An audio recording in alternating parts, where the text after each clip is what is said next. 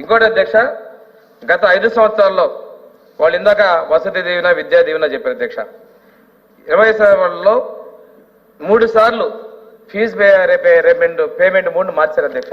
Mode of payment అనేదాన్ని 20-21 విద్యా సంవత్సరంలో వాళ్ళు తల్లుల ఖాతాలకి జమ చేశారు అధ్యక్ష. తర్వాత వాళ్ళు ఆ మొత్తాన్ని కుటుంబ ప్రయోజనాల కోసం ఇంకోటి వాడుకుంటున్నారనే ఉద్దేశంతో మళ్ళీ విద్యార్థుల తల్లులు జాయింట్ అకౌంట్లోకి మార్చారు అధ్యక్ష. ఈ విధంగా ప్రభుత్వం 3 సార్లు పేమెంట్ చేసే విధానాన్ని మార్చడం జరిగింది అధ్యక్ష. ఈ విద్యా సంవత్సరం ఎంతమంది ఫీజులు చెల్లించారో కూడా అడుగుతున్నారు అధ్యక్ష. వాళ్ళు అధ్యక్ష చేసేది కొద్దిగా ప్రకటనలు ఎక్కువ, వాటికి సంబరాలు. మేము ఆటోమేటిక్గా ఎలా జరగాలో ఆ విధంగా చేస్తాం అధ్యక్ష. ఈ సంవత్సరం మేము 787,84 లక్షలు ఆల్రెడీ విడుదల చేయడం అధ్యక్ష.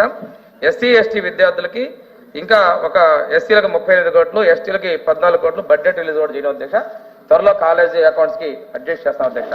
ఫీజులు, పిల్లల సర్టిఫికేట్లు వాటి గురించి మాట్లాడే అర్హత లేదు అధ్యక్ష.